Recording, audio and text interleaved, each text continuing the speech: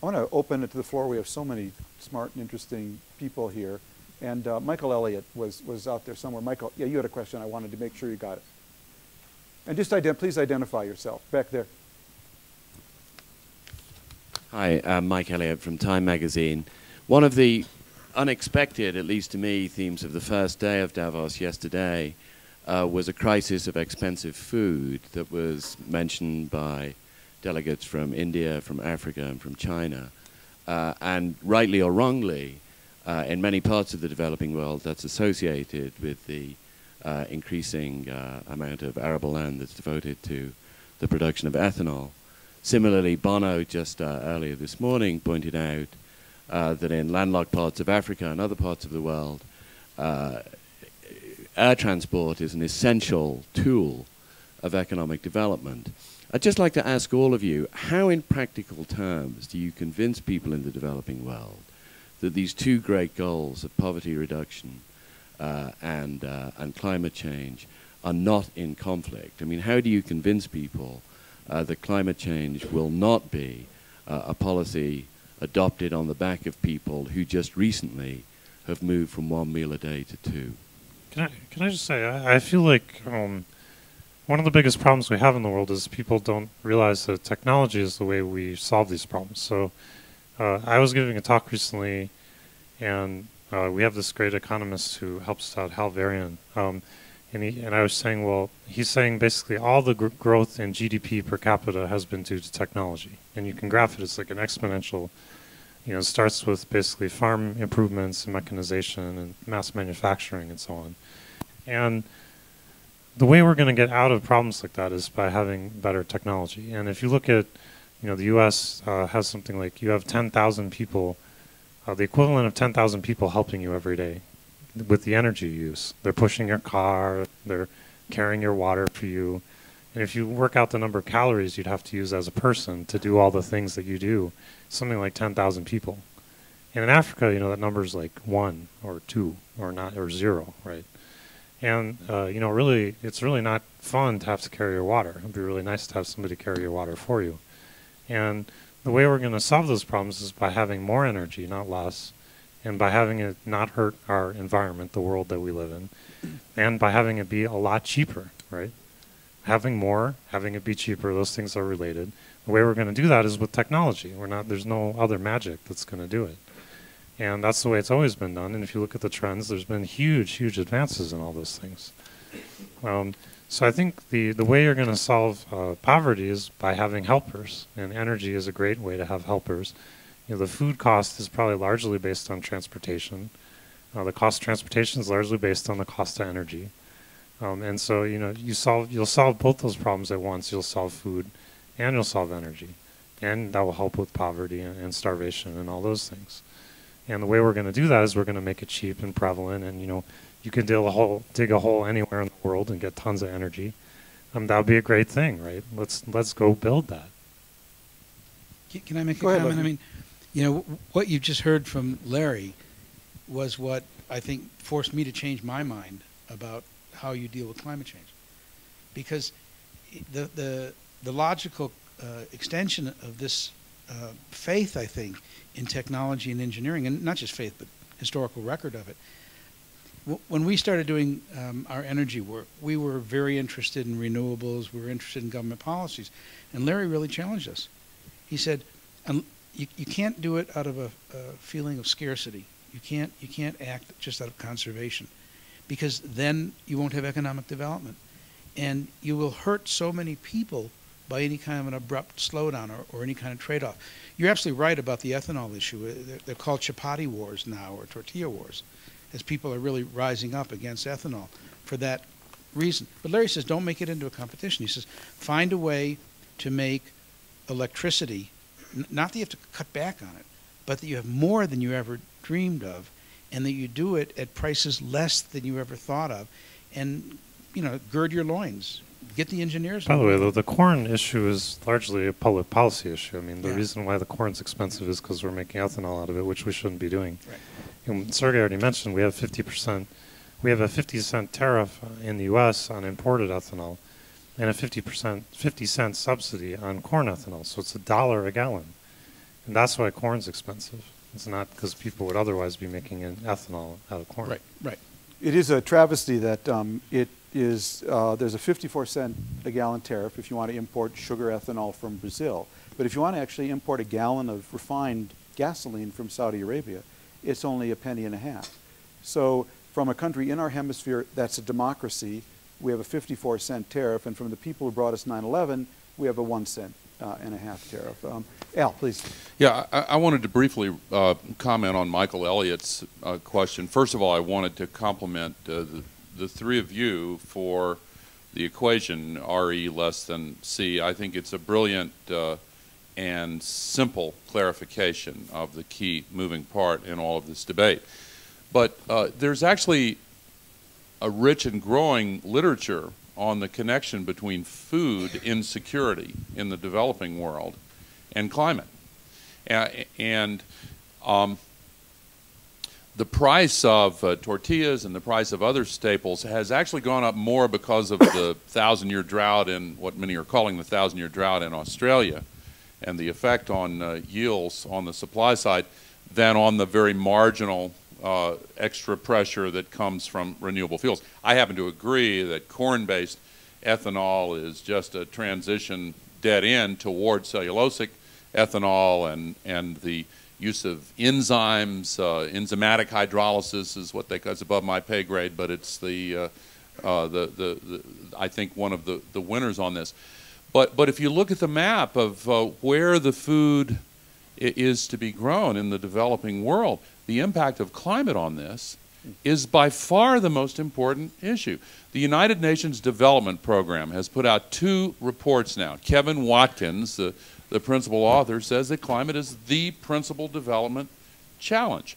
And the program for fighting against food insecurity has to take account of climate in order to succeed. And by the way, the trends in agriculture in the poorest of the poor countries has been monoculture. The reason why, as Larry Brilliant said, the high percentage of jobs is with the large multinationals is because they're replacing the kind of subsistence agriculture with locally grown appropriate crops with these huge plantations of monoculture that depend upon lots of petroleum, lots of transportation. Wangari Maatai's Greenbelt program got its notice for tree planting, but she uses that to educate women primarily to go back to the traditional crops that are, and you know, Alice Waters in the United States has been among those who's generated this movement. Food insecurity is one of the principal cutting edges of the climate crisis in the developing world, and solving it is yet another reason why we have to intertwine this with the solutions to the climate crisis. One final point, back to the RE less than C. Innovators bringing renewable energy down in cost represents the left-hand side of that equation. The right-hand side of the equation is equally important. The externalities that are not presently reflected in the price of coal and fossil fuels have to be priced into this equation in order to reflect reality. And rather than seeing that as a tax, it should be seen as a revenue swap. That all ought to come back on the left-hand side of the equation, and in the form of adaptation, not only in the poorest of the poor countries, but among the poorest of the poor in the rich countries. Thank you. Esther. Oh, sorry, Could I just make a very quick comment? Judy Roden is here, who runs the Rockefeller Foundation, and she's sort of been our inspiration and mentor. They have a $150 million program, the AGRA program, which is to try to deal with new seeds. Gates puts two-thirds of the money in. That is because Africa never really had a green revolution, not in the way we think of India having had one. And because of climate change, you will see intercurrent drought and floods and salinity as salt is brought from the rising seas over the shores into agricultural land. The situation is so dire that for the first time in known history, farmers in Andhra Pradesh and in parts of India are committing suicide because their lands will no longer produce enough calories per hectare to feed their family. So Al is, in my experience, absolutely right. These are twins of the same problem. Climate change makes poverty worse. Poverty, if it does economic development the wrong way, makes climate change worse. We can't choose sides. We have to be both and. Esther. Yeah, thanks. I want to add one other thing to this both and. I don't know whether to challenge Larry Brilliant or to ask a leading question of Sergey and Larry, but none of this, if you think the U.S. government is short-sighted, the other governments are so much worse. There's a huge amount of corruption in many of these countries, and it forestalls things. You can have business plans up the wazoo, but now your guy gets his $50,000, and the next thing he knows, the tax inspector comes calling. Or he tries to open an office, but it gets closed down because some rich landowner who's related to the nephew of the governor wants to start a shopping mall or something like that. And so in order for the top-down stuff to happen, you just need to go talk to the governments. But for most of the bottom-up stuff to happen, the stuff that's going to create the diversity and the crops and the entrepreneurs and all this economic growth, one way or another, you do have to take on these governments. Please comment. Well, I've actually, Larry and I have been talking about this issue a lot. I spent some time actually in Ethiopia, the elections actually with the Carter Center, just monitoring the elections, which is really interesting. I recommend it to people. And they have really good systems. I mean, you can debate the election there, but they have really good systems now for, they have a series of like 10 rules before they'll go into... It was all Larry's fault, just so you know. He miscounted. They have a system, like, they have, for example, they have like 10 things they have to have before they'll go into a country to monitor elections. And, for example, the U.S., I think, meets none of them, by the way. Whereas most of the countries, newer countries doing elections do meet those. And, it's just about accountability. Everybody watches the ballot box getting filled. The ballot box expands. Once they have the ballots, they write the numbers down on the building so anyone can see them. And, if you want to make sure that all the tabulations are right, you can just visit all the buildings and count them. Yeah, you have to count the ballots.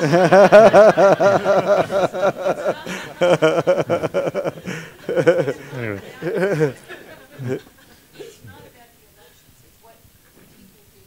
Oh, sorry. I was going to transition to that. Sorry.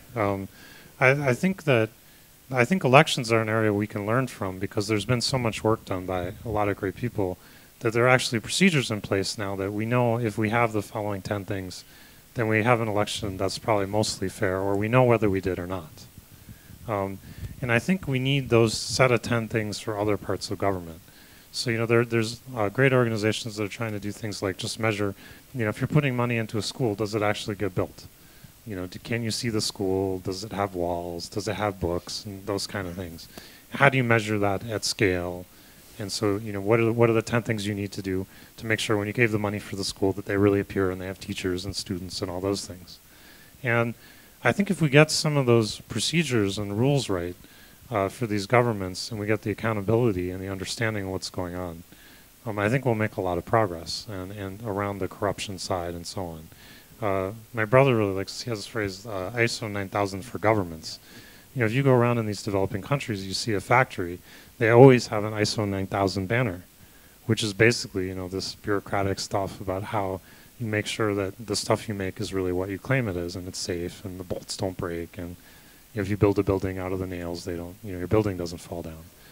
And we don't have the equivalent for governments, and if we did, maybe that would help a lot. And I think we're talking about that, and Larry alluded to it. Well, this organization that Larry's talking about, Pratham, we've given them some money, and they're actually doing surveys of not the input or the output, but the throughput of education to see whether kids are actually literate, not whether the government says they are or whether the school teachers say they are, because parents who are not literate can't gauge the literacy of the education that their kids are getting. So there's really 3 parts to this. First, I want to say a nice thing about the government of India. They've got 3 $100 billion programs to address issues of intractable extreme poverty. And one of them is a program called the Right to Information Act. You know, we have one of those in the United States, but this one has teeth in it. If you don't get your grain allotment that you were entitled to, you go to any magistrate and you say, I didn't get my grain allotment, they have 30 days to tell you who touched that grain allotment at every single way in the chain. And if any one of those guys doesn't tell you what they did with it, they go to jail. And they actually make people go to jail. It's an amazing piece of legislation. You know, likewise, they have a Right to Work Act, where the government has allocated $100 billion for people in India who, you know, on average, 300 million people earn less than $1 a day. So they have offered anyone $1 a day of work for 200 days, $200 a year. But the problem is corruption. The problem is it's the leakiest pipe in the world when you start off with $100 billion in Delhi and you've got to get it to a village or in any other place in India. So they've built the best program evaluation system I've ever seen. It's called a social audit. Forget about where the money started or how it gets there. At the end of the day, they bring all of the landless peasants together who are entitled to get this work and get paid, and they pull out the roster, and they check the thumbprints on the roster in front of 2,000 villages.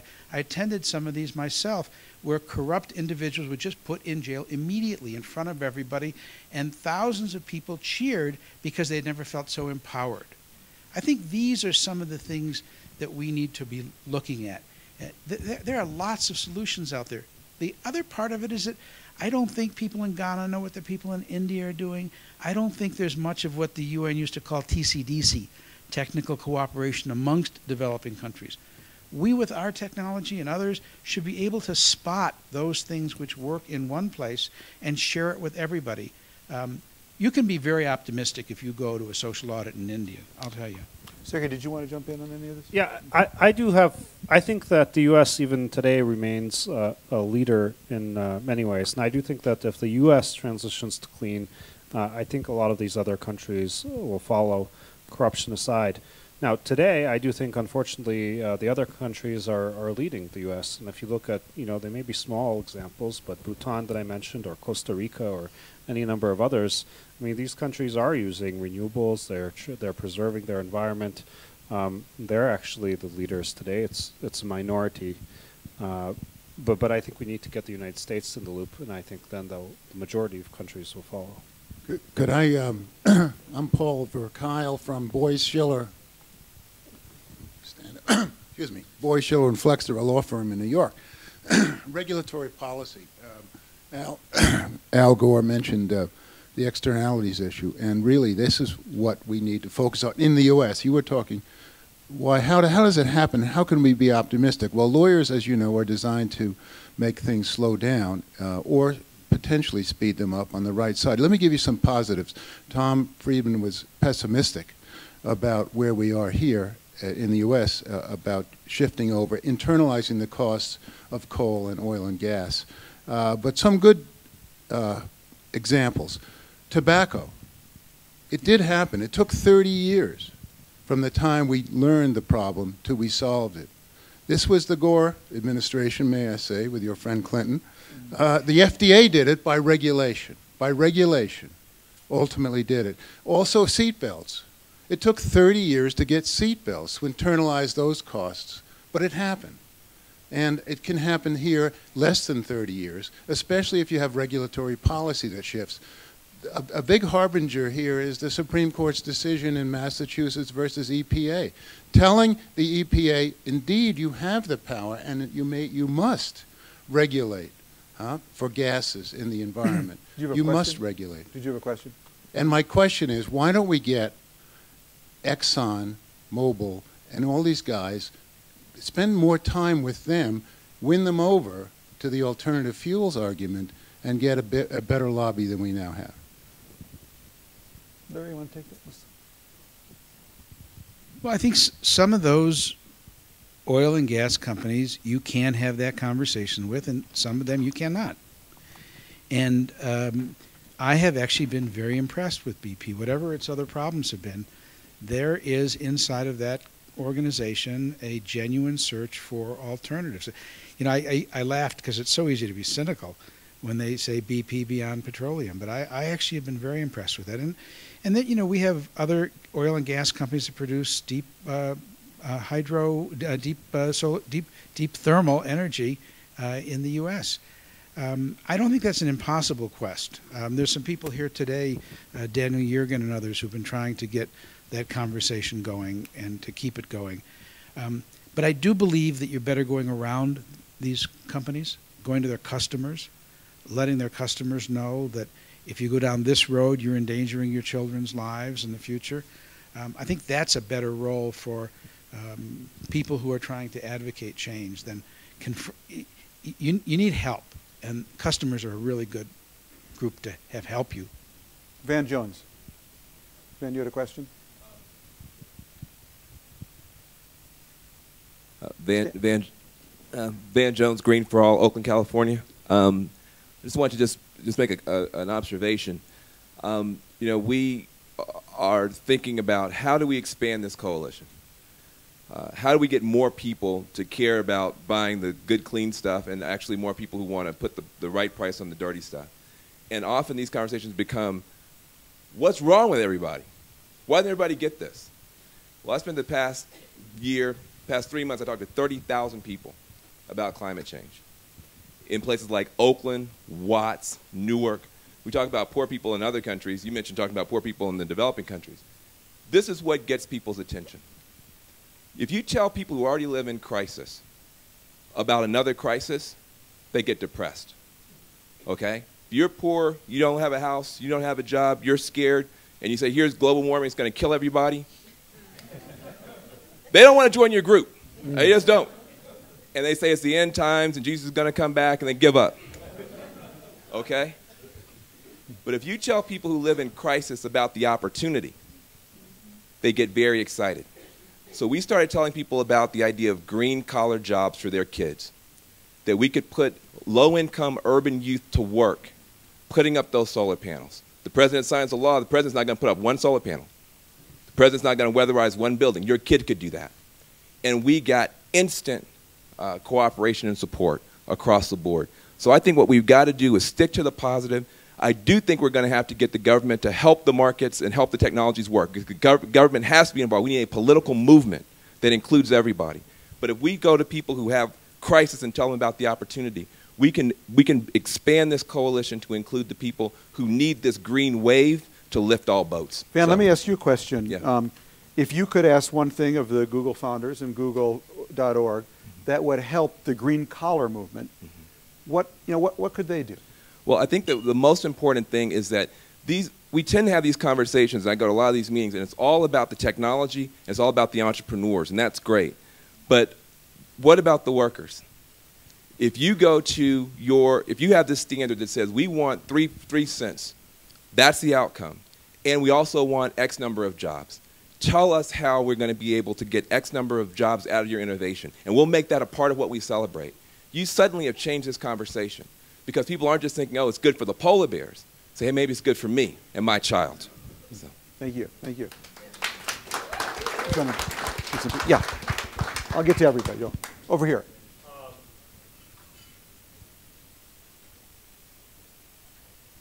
Hi, I'm Jeff Jarvis, and I just blog at buzzmachine.com. I'm hearing a cultural shift here, which goes right after what Van just said and what you said a little earlier, Larry, that so much of the movement tells us what we should not be doing. You're talking about what we can and should do and will do. And I think that's essentially different in the message. And it goes back to what you said at the beginning, Larry, about how good a job we're doing getting the message out. So if you take that essential message of saying, okay, there's things we shouldn't do, fine, but there's all these things we can do and should do, the technology will bring us, that, I think, requires lobbying for investment. It requires PR to get the people to understand the need for investment. It requires education. How much does that fit into, is that your job, or are you going to concentrate on the technology? Where does the lobbying, the information, the education come in? Can I just add one thing to that, Jeff, which is a really important point? Because Al Gore and I were talking about this on the way over. I don't think people fully appreciate what a number ExxonMobil did on this debate. Because basically what they did is that they made the debate between no climate change and Al Gore. So Al was out here at one extreme, and no climate change was here. When in fact, Al was actually at the center. And the real debate is between kind of Al and Al, which is Al in the center, or actually much worse climate change, which is what we're now seeing. And that's why I keep coming back to this issue. To name something is to own it. They own that debate still. And what are we going to do to rename it? Well, it's not just ExxonMobil. It's not just that issue.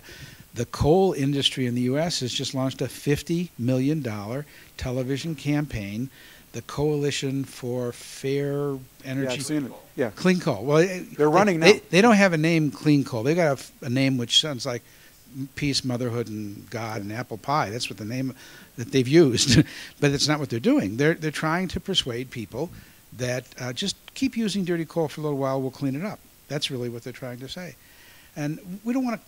I think that the issues become far more manageable when we deal with issues of getting the information out there. Everybody's got to play a different role. Van can play one role. John Doerr, one of our leaders, plays one role. Al plays a role. I think our role is best played by getting all the information out there in any way that we possibly can. Because when everyone has that same amount of information, not everybody, most people are going to make the right decision. And that's what I believe in. But what happens when you're up against people whose motto is do harm? Yeah. Those people have custom. We had the gigawatts, for example. Goals say, if we could buy a data center at roughly the same cost as we could get it from coal, we would go do it, and we could invest the capital to do it. You don't have those alternatives, and if you did, everybody would do that, right? So if you build it, they will come. So. Yeah. Al, go ahead. I wanted to gently take issue with something you said, Larry. Getting all the information out there and letting people see all the facts and make up their minds, that generally works. I think that's the way the world used to work. I don't think it works that way anymore. And the reason why the tobacco industry was able to continue killing people for 40 years after the Surgeon General's report of 1964 is that they understood that, as against the Enlightenment model of putting the facts on the table, seeking the best evidence, having a reasonable debate, appealing to the rule of reason, and letting people make their minds up, they understood the power of strategic persuasion. And they went about it in a very careful, organized, and well-funded way. And the memoranda that have come out in these lawsuits that go back 40, 50 years now make it very, very clear that they knew exactly what they were doing. Now, the information ecology of modern society, especially in a country like the United States, makes us vulnerable to strategic persuasion campaigns if the other side assumes that all we need to do is put the facts out there, let people make up their own minds, let's have an open debate. That's not, it just doesn't work that way. Just yesterday, there was a report on the run-up to the invasion of Iraq with identified 975 false statements in a concentrated period of time with the same memes used intentionally by the administration. Again, I'll give the same disclaimer I did in the earlier session. I've lost my objectivity, so take it with a grain of salt. But this was a strategic campaign. Now, on global warming, on the climate crisis, ExxonMobil is only one of those involved. The Southern Company, there are a bunch of them. They spend a lot of money. This current $50 million advertising campaign, they're sponsoring the debates among the candidates. Okay? And ExxonMobil has funded 40 different front groups that have all been a part of a strategic persuasion campaign to, in their own words, reposition global warming as theory rather than fact. Now, we can bemoan this, and we can continue to assume that all we have to do is to get the facts out there and people are capable of making up their own minds, or we can counter it with a strategic persuasion campaign that is based on the truth and get that out there. I have long since come to the conclusion that that's what's needed. And that's why I formed this Alliance for Climate Protection, bipartisan, not endorsing any candidates or any political party, but to take them on, God damn it.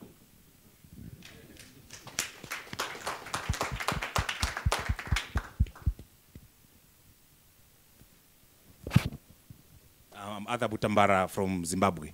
We must always try to make sure when we debate poverty, we include poor people in the debate. I want to push a couple of paradigm shifts that are required for there to be no tangent between the poverty debate and the climate change debate. The first one is to say there must be, and there is, a business case to address the climate change debate. Second paradigm shift, Africans, poor people, must take responsibility for their own circumstances. In Africa, we're moving away from the blame game. We are responsible for the chaos in Africa. We must take charge of our lives.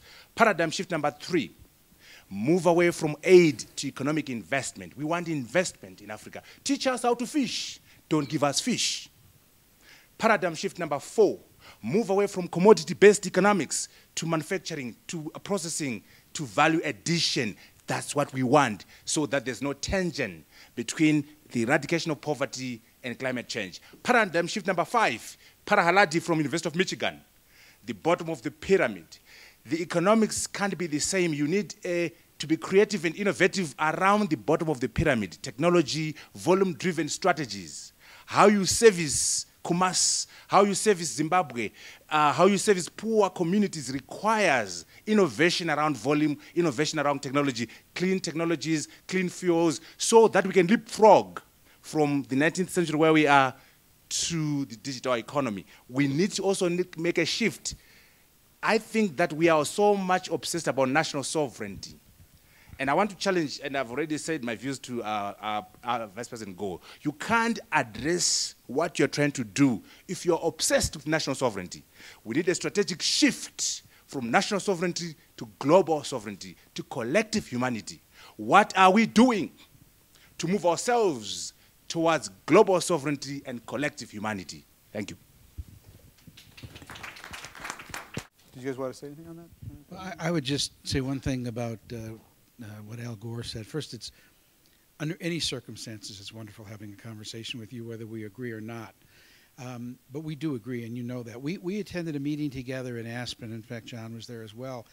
And it was a very depressing meeting. We just seen the latest results of the IPCC. We just seen some of the devastating increasing of acceleration of climate change. That meeting, probably if it concluded on 2 things, was one, we needed a tax on carbon. The other, we needed total change in human consciousness. Now, one of those things is easier to accomplish than another, but I'm not sure which one of them. And in this debate, and I think your analysis was exactly on, and I so much appreciate your passion. The question, though, is each one of us has got to find a role that we can uniquely play. You have to look where you stand. I mean, what Peggy's got is 100 years of moral credibility to bring to the battle with the Rockefeller family. Somebody else may have analytical capability. Others might really have political power. Some might have scientific excellence or technological competence. I ask each one of us to look at our own assets. Don't do a net worth statement, do a self-worth statement and see how you can contribute. What fits you in what you do may not fit somebody else. Oh, I'm sorry, John.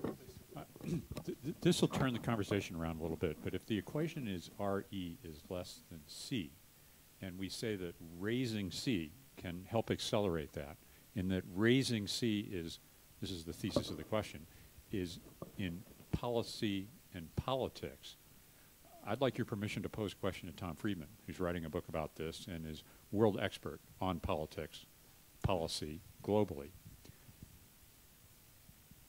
What's your prescription?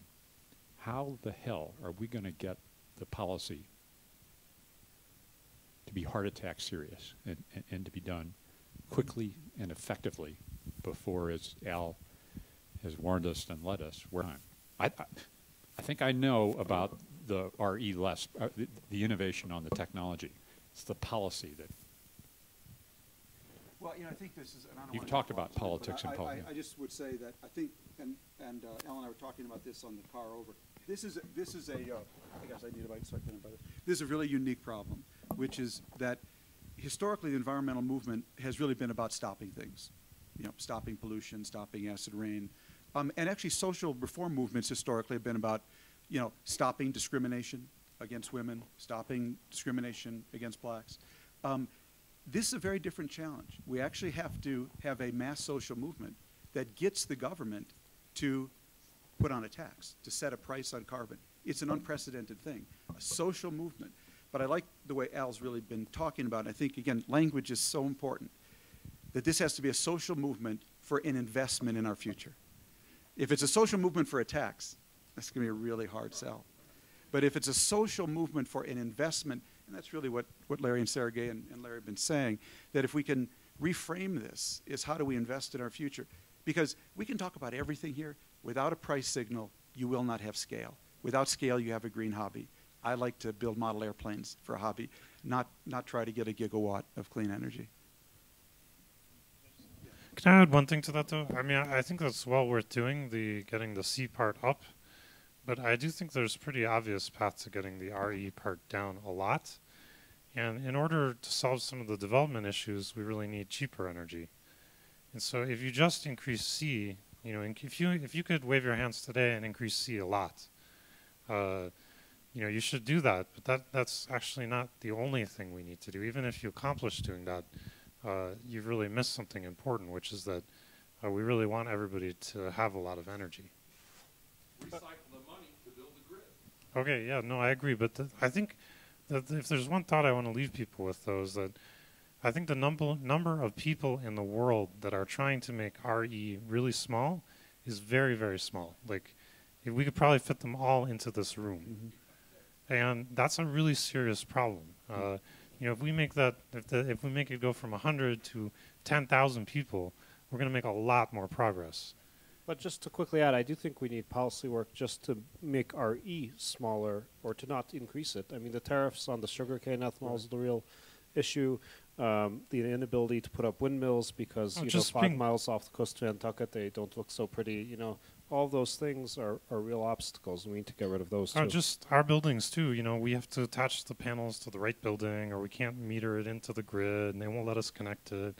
This stuff's garbage. I mean, so some of the I think what Sergey is saying is to get real fast action on these things. You got to be able to connect stuff to the grid without it taking 2 years and stuff. And that's a policy issue.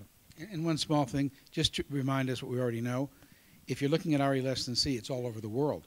So you might be able to affect the price of coal by internalizing it in the United States. If you don't affect that formula in China or India, you're really winning a Pyrrhic victory. We have to have RE less than C in those countries as well.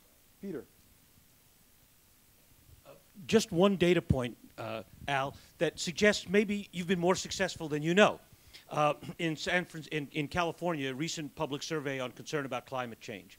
4 out of 5 Californians are willing to support strong action on climate change, not broken down by party, but by level of knowledge. That is, the 4 who are supporting it know more than the 1 who doesn't. And so it really is in part a matter of knowledge. Now, that is in part because of you, because of our governor in California, who's done a pretty decent job of educating the people of California. So it does suggest that at least some effort at informing the public may actually have some genuine political consequences so that we have a real consensus in California on action. And so I think what you're doing to bring the message to people already is having that kind of impact. But here's a crucial distinction. What you say is absolutely right. It's the result of a lot of hard work on the part of many, many people. But even though the polls show that increase in changed opinion, here's the bad part of that. When you give the American people a list of 25 issues and you ask them to order them in rank priority order, climate is still not above 23 on the list of 25. So there's a difference between changing opinions and changing the sense of urgency.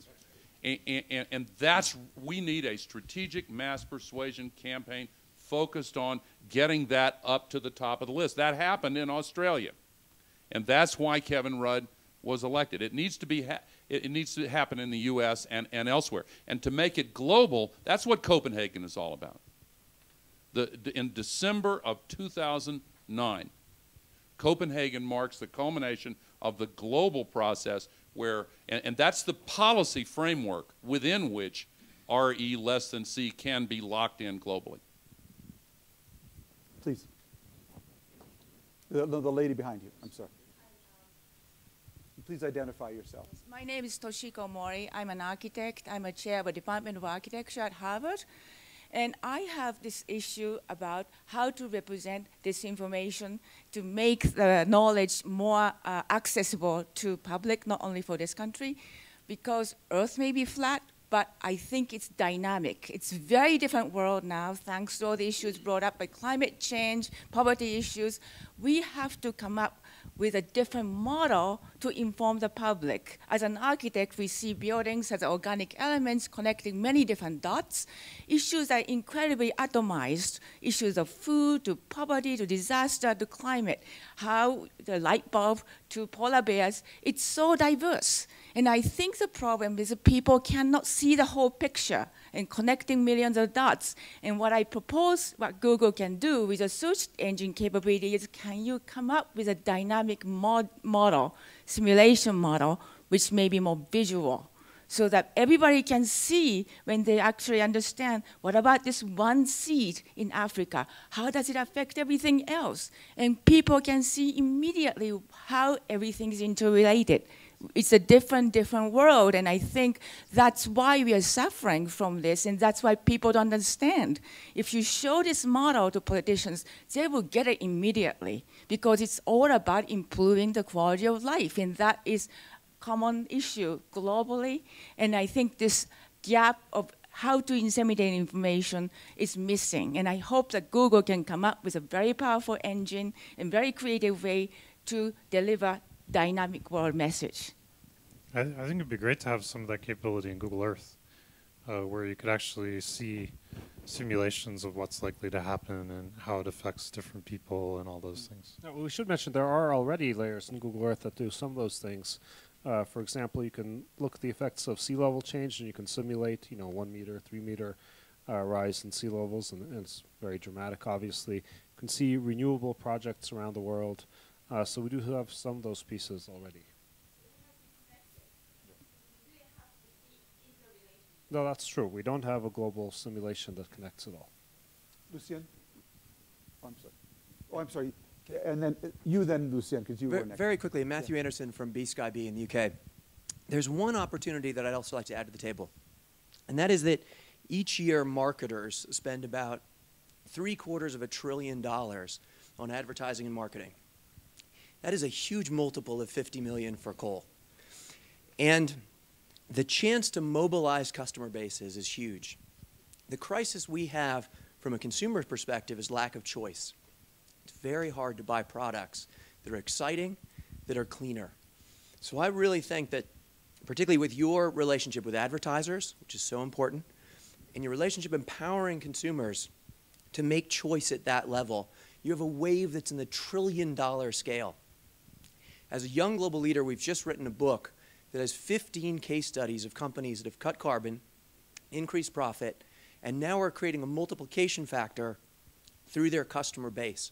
And I think this is a great new lever that I hope we also embrace, that business has a role to play, not just on big scale things, not just on telling people to change their light bulbs, but in really accelerating customer choice through the system. Yeah, we could have little ads that are green. Lucien. Lucien Bronicki from Ormat. We are in renewable energy. I just wanted to add 2 points to this important debate about poverty and climate change. And this is because we know that to reduce poverty, we need energy. We have all. And there are two very important elements. One, there is still 50% of the population in the world, and probably more in poor population in villages. And the whole movement from a village to town, the urbanization, everybody in the village for the same level of living needs much less energy than when he moves to a slum in a town. So I think this is a point which is very important to address. How do you do it?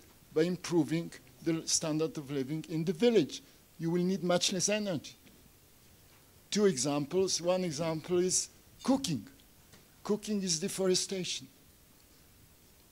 Introducing a solar cooker, which has been tried for at least 40 years, there is this social problem. People in Africa cook at night in the villages.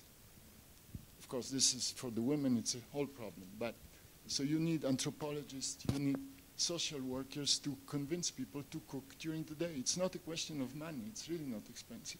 And the other was mentioned, of course, seeds, because they have to cut more trees because they have bad agriculture. Thank you. We have to close it down, so I don't know if you want to answer that or if you guys want to say anything in closing. Well, first of all, this was a wonderful conversation, and the best part of it is not the people up here, it's the people there. It's really wonderful. From this perspective, to hear what you guys say and to feel the passion and commitment in the room, I don't think that would have been the case 5 years ago. So thank you guys. And just one item I'd like to add, we're trying to do our bit, and we're optimistic about RE less than C and the investments we're making, but this is obviously a global challenge, and there are so many people here and other places doing really great and important work. I don't think that, I think we're, really a drop in the bucket, and I really appreciate what everyone's doing.